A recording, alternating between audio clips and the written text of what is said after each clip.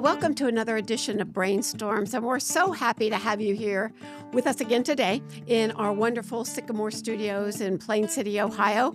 Again, we are so thankful to be coming to you because of the very generous grant from the Fred and June McMurray Foundation in LA. We wave to all of our friends there. We know there's several of you who watch these routinely the moment that they're put up on our website, and we're so thankful for all of you.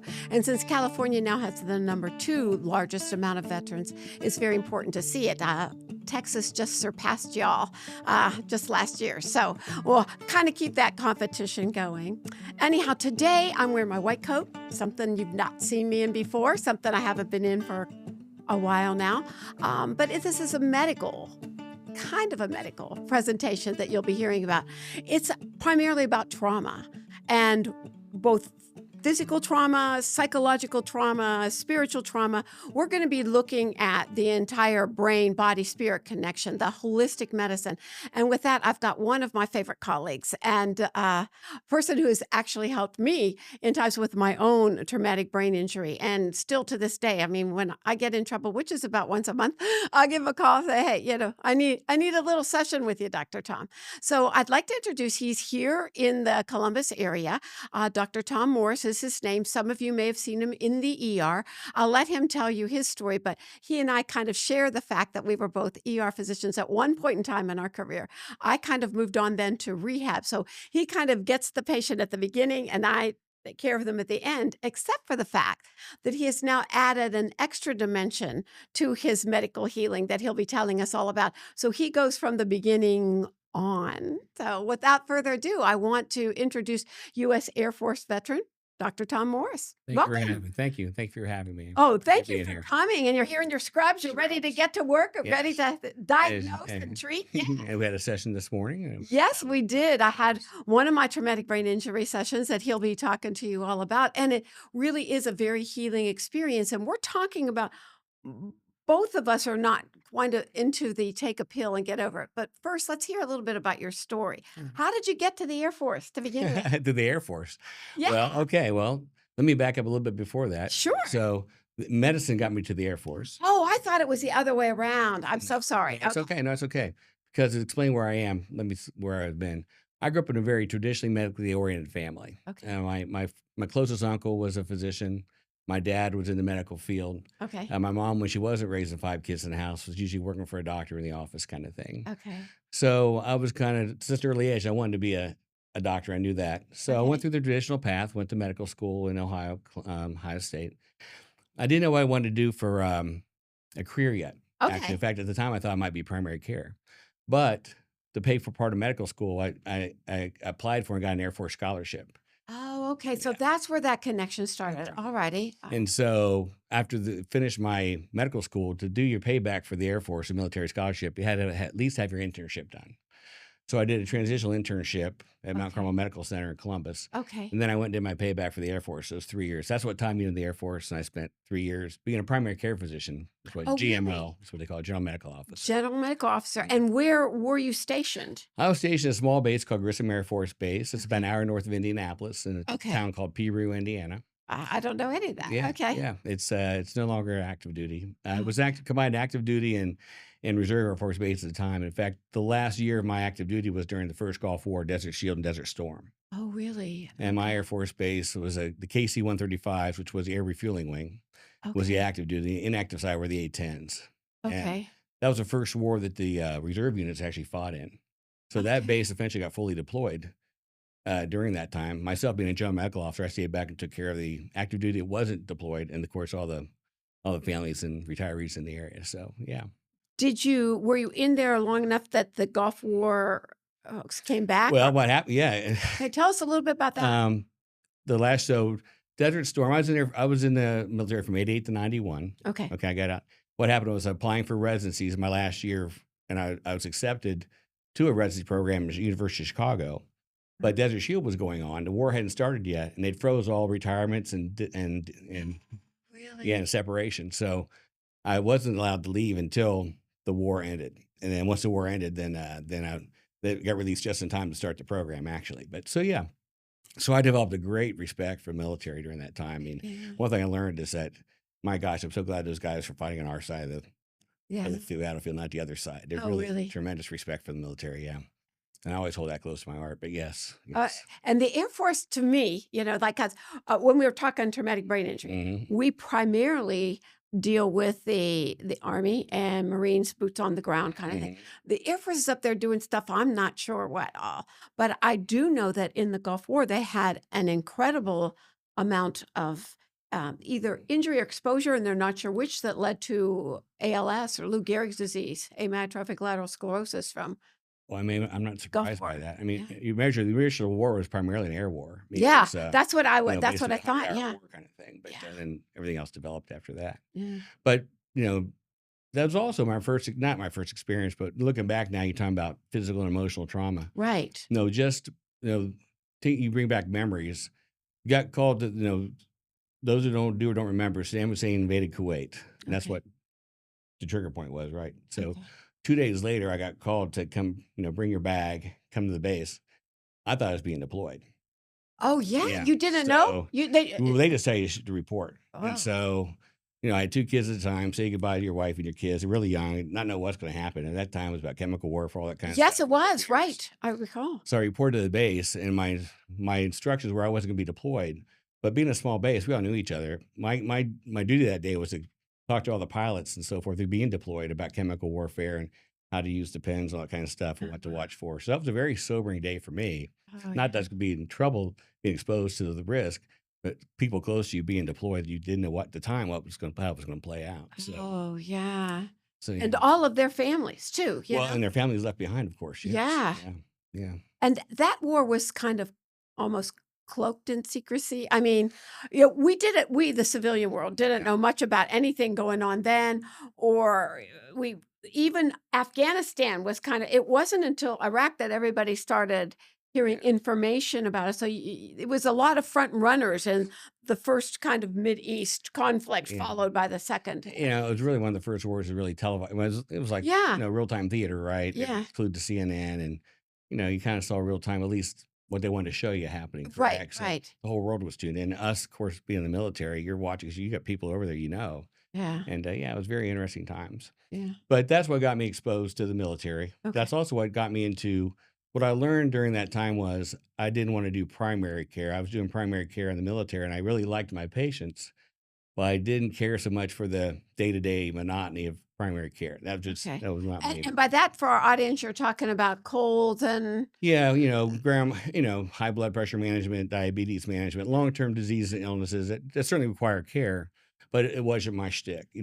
I got more reward out of getting some. It's my feedback to me is I do something for somebody and I get they have a response that I can see like in the quickly. ER. And Yeah. so during that, also in the military, I had 2 deployments to spending some time staffing emergency departments in the military, different places. Oh, wow. Okay. And that's when I really finalized, I want to do emergency medicine. Yeah. So because of that was why I decided to do emergency medicine as my career. Gotcha. And that's what I did. Did my residency at University of Chicago. And then, oh my gosh, for 20 plus years, Yeah. from mid 90s until 2019, Yeah. I practiced emergency medicine, mostly in Columbus, Ohio, Right. as you know, at Riverside. Yeah. And then, and I really enjoyed it. It was a very rewarding career. But as you and I know, and we've talked a lot about this, I saw medicine change. We go with these idealistic ideas about medicine We're and gonna what's we're going to gonna happen cure through the everyone, world. right? Yeah. And I did have the reward of seeing benefiting people in the short term quickly with things they need to be for right away. But what I saw over my career was, and this is my opinion, so I label that people have different opinions. But I thought medicine was being taken over by forces that weren't really had patients in their best interest. And again, in my opinion, I apologize, but I felt the government with the way they control medicine, the pharmaceutical industry with their Yeah. influence upon Yeah. medicine, and the insurance companies, Right. the 3 of them started directing care above and beyond what I felt was maybe best for the patient. Yeah. Yeah. And people my age, not my age, but at least in the career path I was on for the same length of time, would generally tell you the same thing if you got them behind Right. closed Right. doors. Right. And so as we all go through life, we change. I got exposed. I was on a path to just try and get to know myself better, become a more rounded person.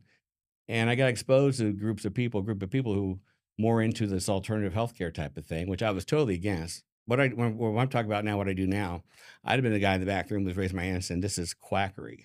But there's because no you were not guidance. taught that I was in introduced to medical that school in, or in training or anything. As a matter of fact, you're kind of steered away from oh, it, you're right? definitely serious. You're Yeah. told that's no, it's not proven. Where's the science? Yeah. Yeah. And so I was very good at learning what I thought were facts, and the facts were you couldn't prove it, right? Yeah. Yeah. Yeah. But then you learn every 5 years the facts change 50%. Isn't that the truth, you know? So It's bad for you. Well, wait 4 years. It'll yeah, be great great. for you again, you know? Yeah. So I got to know the people in the organizations, and I really started to believe and trust that what they were experiencing, they felt something.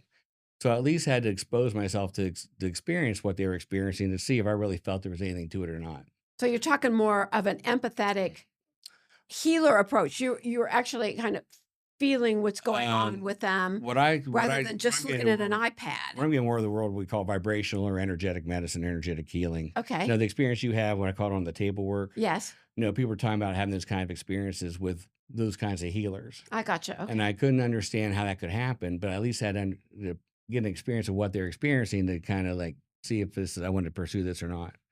And I and a guest were at a convention once. We both had a nurse practitioner who learned some of these things I got to know as a friend.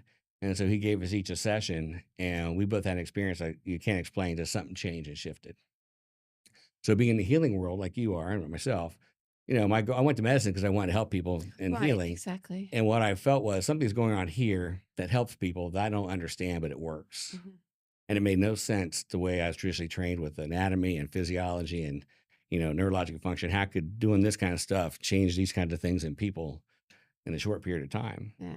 So I had to go back and retrain my brain. So I had to self-study, go into courses and things like that, and try and grasp the next step of, we see the physical expression of things. This is too deep for this conversation today but again, understanding is there's something before the physical expression that occurs Mhm. that if you can get to that area and treat that area, you can short circuit what's going on in the physical expression of that process. Okay. Could you give us like an idea of Yeah. what an expression of a trauma may be? Something that you've Yeah, witnessed? let's see. For people, say somebody's in fact, I've met these people. They've had an injury of some Okay. sort. Could be a skiing accident, could be a vehicular accident, a fall, and they have an injury to. So we'll just say the back or the shoulder. Just to say the shoulder, for example. Okay. And they go through the initial injury, and there's obviously trauma there. They have X-rays, they have testing done. There may be damage. Could be contusion, could be a strain, could be a fracture even. But Okay. they go through the normal process and things heal. Okay. Okay, things heal, but the pain's still there. Okay. So you've got a fracture. Let's say fracture because everybody can see Yeah, fracture. fractured, broken bone. That's Right. what we were So talking the about. broken bone, Mhm. all broken bones have a normal healing time, Right. normal of 6 to 8 weeks. They're done. The doctor says, you look great. Yeah, You've got good range of motion of your shoulder. Your x-ray looks good now. Things are well healed. And the patient says, I'm still having pain, doc. What do you do? They may do physical therapy and things go on, and you have persistent pain, Medication different for- medications, muscle relaxants, anti-inflammatories, Opiates strong at opiates times, yes, at sometimes, times, those types of things. And then repeat testing, maybe an MRI to get more soft tissue detail. But the bottom line is things come back normal, Okay. all right? But still unexplained pain. And then you get into the traditional medical world, you become at some point where you either live with the pain or you get chronic pain management, which is all the things you talked about and more, and injections and things like that. Oh, yes. A dependence. It becomes then a dependence. And your pain features, and this happens so much in so many of our poor veterans who have multiple traumas Mhm. and then are kind of like, and it becomes the life controller, doesn't it? Well, your whole life revolves around getting up with that pain. What do you do about the pain? What do I take for the pain? What activities can't do because of the pain? Yeah, Can I sleep because of the pain? right. All those kinds of things. That becomes your number one relationship. Yeah. And And with that, everything else is supplanted. Yes, With that, every relationship is affected, right? Exactly. Whether you realize it or not. exactly. And so you're told, well, you just have to live with this pain. Mm. And then you have this, all the other emotional stuff comes in. It all builds upon itself. And you have this big ball, I'm going to call it negative energy, but we'll just deal with So it's that now. depression, it's anger, it's resentment, particularly if your pain, if your injury, if your fracture Mhm. was involved because another person had something to do with it. A car accident, an accident at Mhm. work, something fell on you because somebody dropped it. Doesn't that, Yeah. it kind of And you get compounds? mad at your healers, your primary care doctors, your specialists. You get mad at the medical world, Yes, that's true understandably. too. That's true. And I come from both worlds, so I understand the medical world. They're doing everything they're taught to do, Yeah. and they're frustrated too. You know, they're frustrated at you because you're not getting better. They don't understand why. They're frustrated at some level themselves. They know they're limited to Right. what they can Right. offer. And so it gets to be a difficult relationship all around, correct? Correct. So I've had patients like this, the gentlemen we almost always have success with. If they stay long enough, they will. I'll give a couple examples. I have a lady who had this connective tissue disorder, it's autoimmune disorder, right? Which a lot of our veterans, Veterans, particularly the Vietnam veterans yeah, for various and their reasons. families, had developed autoimmune disorders where the body literally attacks itself. Mhm. So for our audience, where you really, literally, the Yeah. body's breaking itself down. Yeah, and the body's reacting against itself, which you don't get to the spiritual world. Why would the body ever react against itself with God Why would created? it attack itself? So, and that's a whole different good discussion. But saying that though, I'll give an example of a patient. She was living with chronic pain for years and was on steroids and, autoimmune suppressing drugs, right? That's how they Yes. treat that, suppress the immune system, which Right. it's the idea is to suppress the reaction against your body, which also makes you suppress your ability to fight infections. It's Right. all of different Very things. important during COVID to be on all of those medications and have an Yeah. epidemic. Yeah. She couldn't sleep at night because of the pain for years. The bottom line, after her first session, she got the best night's sleep she's had in years. I mean, the pain went away with nothing do anything else, but the dealing with what's behind it stuck in her subconscious mind Yeah. around all the illness. Yeah. And that's the kind of a tough thing to talk about and understand first, but that's the root of the cause. Something as simple as a lady in her 60s had chronic arthritis in both the knees, to the point the biggest challenge for her day was walking back and forth to the mailbox to get her mail. Mm. Over a course of she kind of like once a month for about 6 or 7 months, but she got to the point where she no longer restricted her activity. The last thing she told me about before she no longer came because she didn't need me anymore was she went and spent a Saturday afternoon with her friend at some street fair at some local town outside and just walked around like any other normal person. Yeah. And that was taking no medication. She had And both. this is over what time period of working with you on your regimen that we'll get to in a moment Yeah. about energy Well, medicine? things started to improve right away, but she came monthly for about 7 months, Okay. like spring till the fall. So if we can But take this though into the veteran realm, okay, yeah, into kind of our so what happens when your injury, for instance, happens because of war? Okay, yeah, a rocket propelled grenade explodes right beside you, and these are real stories. Right oh yeah, beside you, your best buddy is evaporated, yes, and you're blown up and can't remember much. yes, What happens at that moment? If we're talking we talked about the book, The Body Keeps the Score. You remember the pain, trauma adds to it. What do you say to them? Because isn't that trauma at the time kind of compounding? yeah. The trauma is locked. The event's locked into your mind consciously because when you remember it, but it's also locked in subconsciously. Okay. Okay. Okay. For example, one of the tests I'll do in my office, it's basically a brain scan. We Okay. call So it. It's electrical test. It's a quantitative electroencephalogram, a QEEG. okay. All right. Well, explain that to Yeah. our So audience. so almost everybody knows what an EKG is, an electrocardiogram of the heart, and what it is. It's electrodes around your different places on your chest and extremities, and what it does, it measures the electrical output from different areas of your body where when the heart squeezes, it's done by electrical signals that go to the heart. So by measuring that and electrical with a machine device, different leads, somebody who specializes in how to read EKGs, like a cardiologist or an emergency medicine to some of ourselves, Right. you can tell certain things that have gone on in the past or present with that patient. Maybe they had a past heart attack. Maybe they had a heart attack right now. Maybe they're having a rhythm disturbance. Well, you can do the same. That's an electrocardiogram, an ECG or EKG. Electroencephalogram is the same type of thing. It's a cap that goes on your head, and it measures electro output from about 21 different points around the brain, the cap I use. And it shows us the output from different angles, how your brain's functioning. Okay. And I have a neuroscientist who reads that. That's her specialty. But Okay. so what I'm saying is by that type of test, she can identify past trauma. And the brain locks in physical trauma and emotional trauma. The same effect on the brain is the same. Oh, She'll go, really? they've had a past trauma. I Okay. go, is it emotional or can it be physical? Because it can be either one. That's how the brain takes that event, It's trauma. whether you got hit in the head with whatever happened to you, or someone had took it and when you get hit in the head, you have an emotional component too. I don't downplay that either way. No, I understand. But they're both traumatic to the brain. Yeah. Yeah. And those memories and events are locked in there. So the process that I've learned and I apply is it deals with your brain both what you're consciously aware of and most importantly, what you're unconsciously aware Mhm. of that's affecting you both physically and emotionally. Mhm.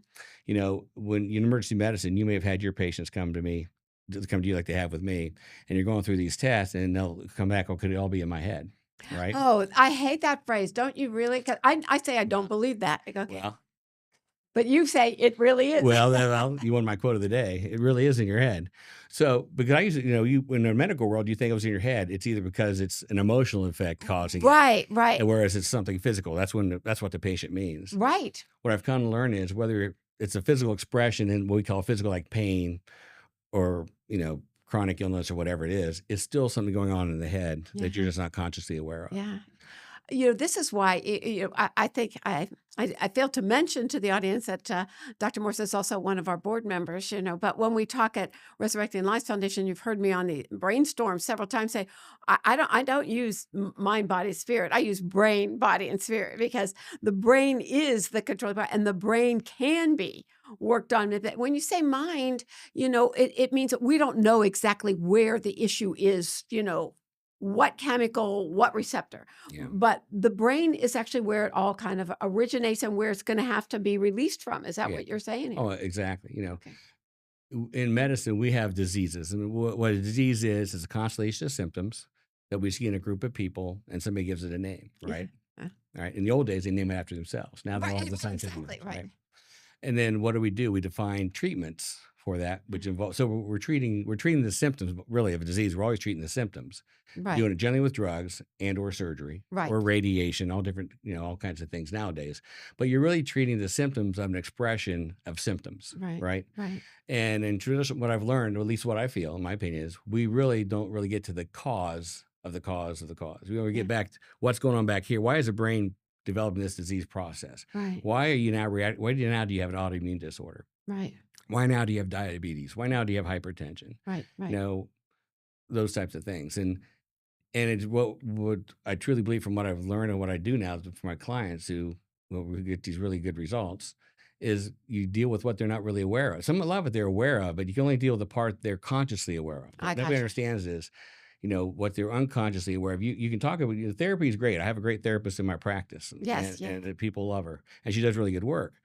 But the value in that is limited to what they can talk about because they're both aware of what's going on. right, right. What you can address is how it's being affected the subconscious mind in a way you're not aware of because you can't talk about it 'cause you know how it's affecting you. Does that Right. make sense? No, it, And it makes total sense. Is this something that's considered more Eastern religion, or is this something uh, considered more in the Freud area? Like, where are we coming from I would here? say, in the sense you think about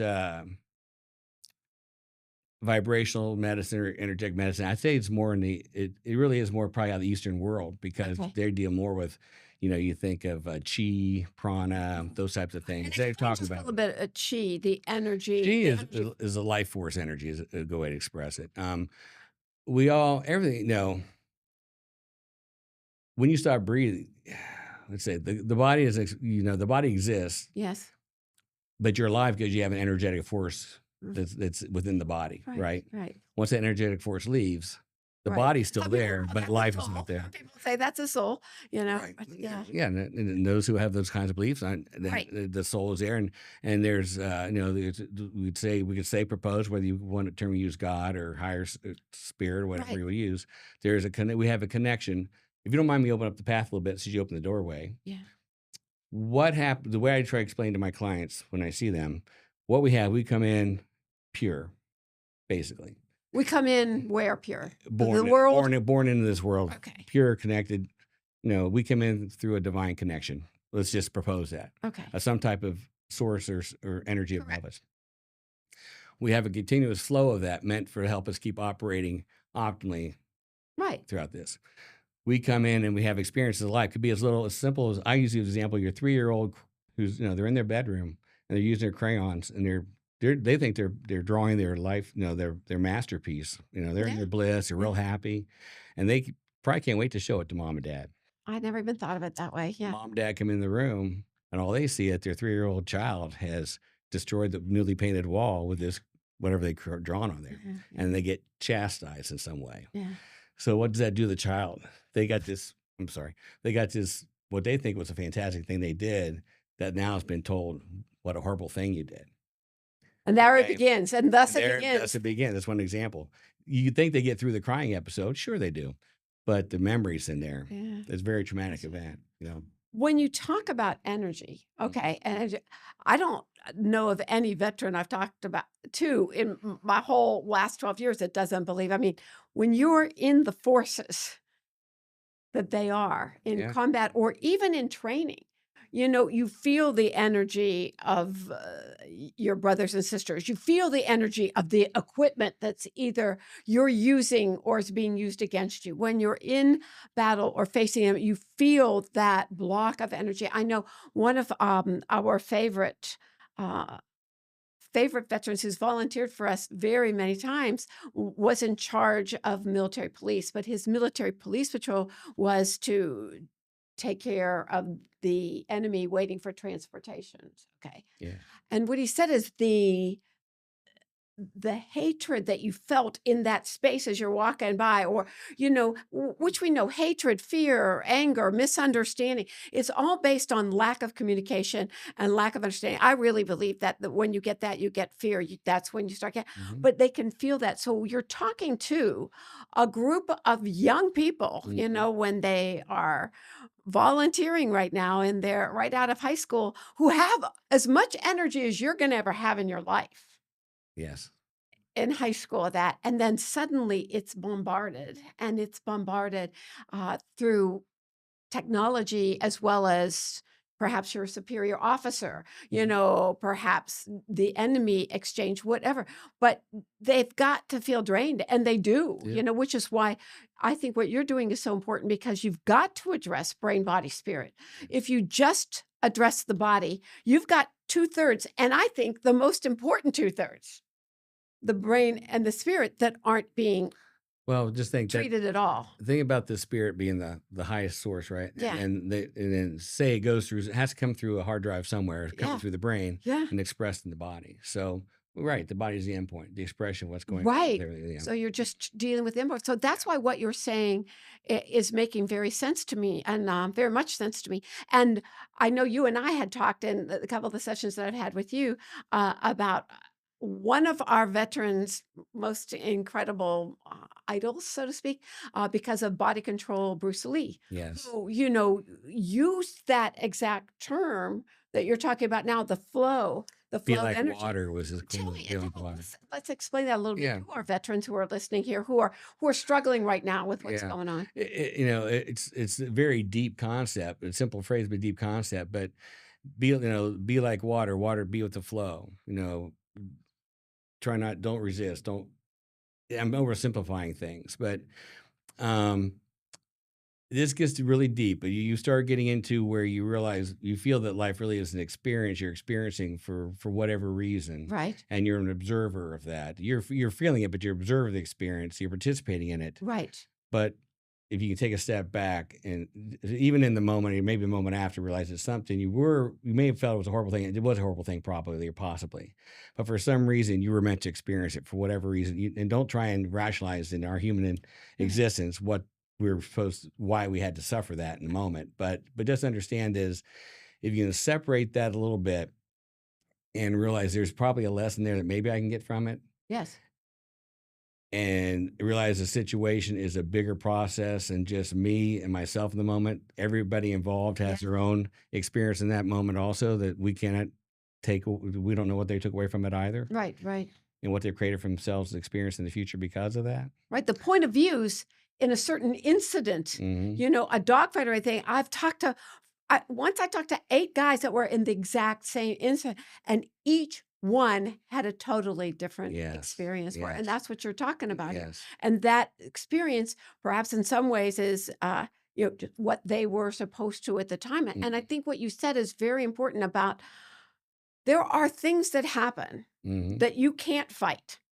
And it doesn't say that you give in, you just go with it. And a friend of ours, Chief Paisano, who we both know well, who practices a lot of martial arts, and you did too as well.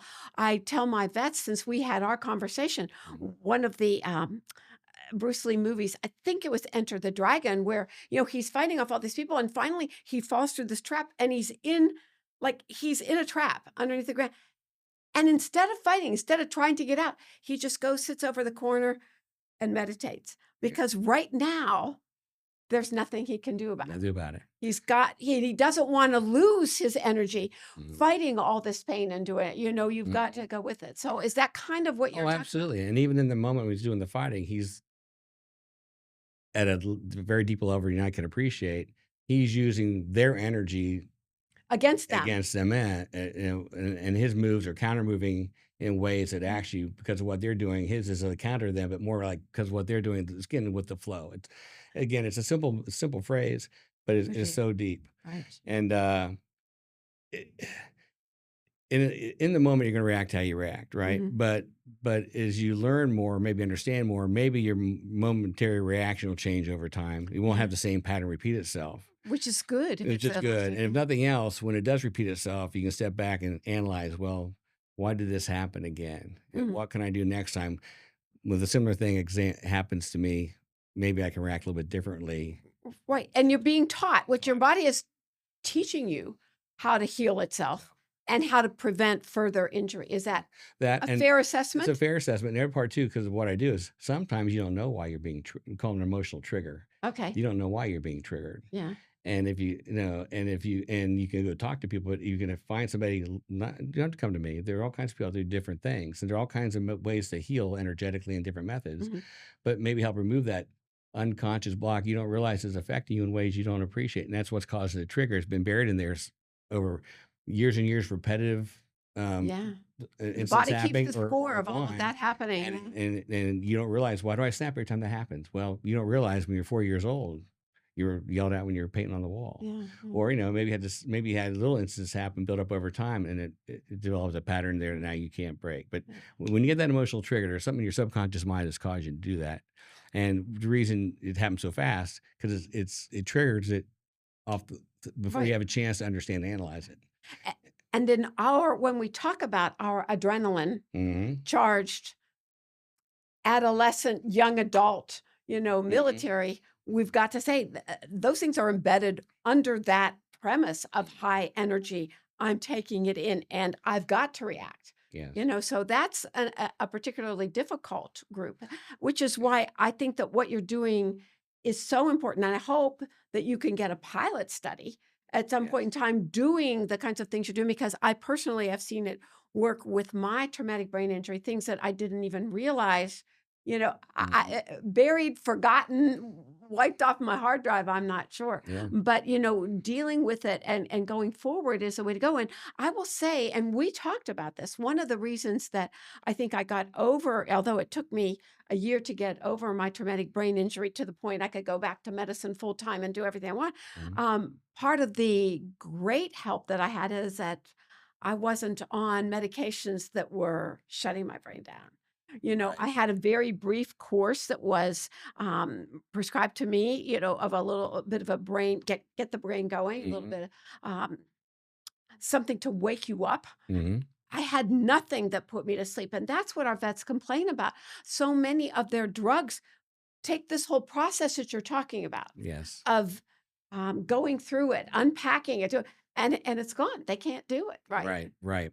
And so, so they get, I'm not a psychiatrist, so I don't prescribe medications that way. Yes. But the idea is you're kind of putting the brain, they have a chemical imbalance, correct? So you're trying to, again, it's an expression of something else. The brain, if you measure what normal levels of dopamine, of course, they are off. Right. And the brain scan I do will show that the brain's not functioning properly either. Yeah. But it's because of something in there that's it's an energetic pattern stuck in there, why that is. It doesn't necessarily need medication to balance it out, which has all the side effects you're talking about. Right. Basically suppressing your emotions, right? Right. In some way. It never really deals with what the baseline problem is. Pull that out, and maybe they don't need as much or any medication at all for whatever it is that's going on. And the sooner we can do that, right, the better. I mean, of course. Dealing with something early on rather than 10, 20 years down the road, Yeah. Because So- then you develop all those patterns, right? So, I find, and one of the reasons why I think that, I personally get so much out of listening to you and working with you on this is because you have the whole pathway Okay, you have the medicine pathway. You've been in the ER, I've been in the ER. You see everything. Let's face it. I mean, you're seeing things. Well, I would say everything but not war things, because I actually worked for a while in inner city ER, where you see like the trauma club, the Yeah. knife and gun club, we call it. I've been You called, see a lot of yes. that. It still is nothing compared to that continual bombardment Right. The to intensity your, of war is a different yeah, animal. Yeah. war is different. But you've seen all sides of it. Right. You've been in the military, so I think that you would be the perfect one. And I hope that we can, through our foundation, through Yeah. Resurrecting Life Foundation, help you to get a study with some of our veterans as a pilot study. Because the one thing we know for sure is, it's not like I'm getting injected. It's not like I'm getting radiated. It's not like I'm taking medication, but I am getting better. And it's not like I'm really in therapy. Like, you don't know my deep, dark secrets. What I'm Right. finding out is there's some deep, dark secrets I had that I didn't know I had. So you're good at Right. getting those out, and those related to the issues you're having. If I expand that a little bit, because your audience is a lot of vets and so forth, right? The beauty of techniques like I use is when I have somebody on the table, I have them think about something, but they don't have to tell me what it is. I might have them think about their mom. I might have them think about a certain age or a birthday or an event, but what's actually going through their mind, they don't need to tell me what that is. It could be the most horrific thought in their mind. It could be a very pleasant thought in their mind, but telling me one way or the other, it doesn't change the process itself. So there's a non-threatening environment, which I think is important, because then the inherent defenses we have, not to share things we don't want to share, which is, we all have things you don't want to talk about because they're painful. Well, you don't have to talk about it. It just comes up in the mind, and we can deal with it and clear it out without you having to go into a lot of detail what it was and why. Yeah, no. So we're definitely going to have, I really wish we had Yeah. a lot more time, and we're going to need several segments. Stay tuned. We'll have some Yeah. more segments. I don't want to lose the audience going too deep in one thing. Right, If they no, want to hang just- in there, learn about this, we can do a demonstration at some point. Right, show exactly. the magic of what happens. We can put it on our website. And I would say that right now, the best way, if people have more questions about this, is to contact us on our website at the info@resurrectinglives.org. You will be able to see this whole podcast on our website. And if you have any questions, just email us and we'll get them all to you Yeah.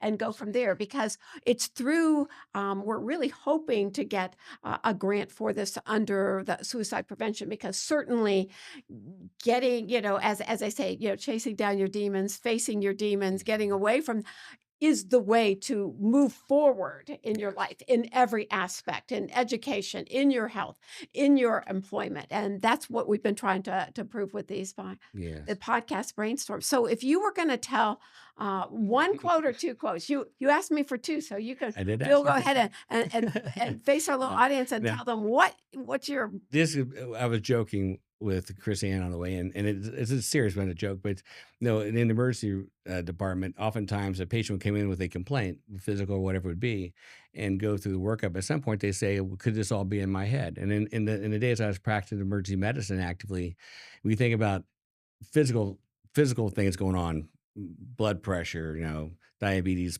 aches and pains. That's physical stuff. And if it was in your head, it meant it was all psychological, right?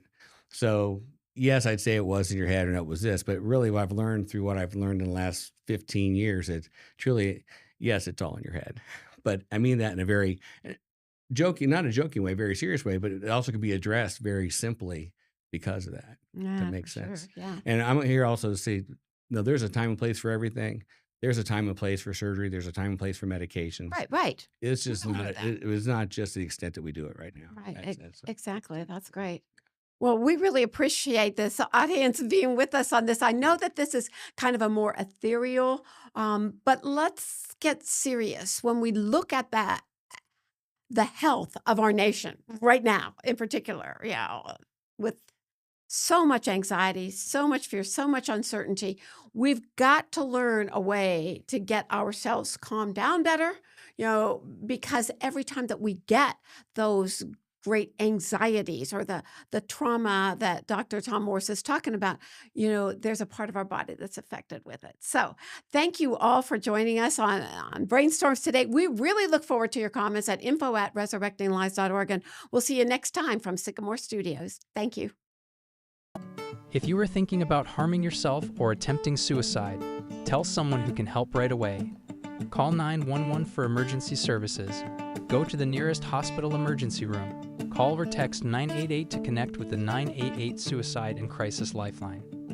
This podcast is made possible thanks to a grant from the Overwatch Alliance, and it's produced by the Resurrecting Lives Foundation at the Sycamore Studio. Music is written, performed, and graciously provided by Tim Beckley. Remember, when you work toward brain injury recovery, it is best to journey with a friend and keep your gait steady and your spirit strong. Finally, always seek shelter from your storms. From Baghdad to Basra, to Boston to Bakersfield, the hottest battle I ever fought is raging inside of me. My brain has been battered, scrambled and rattled, and no one knows what's going on.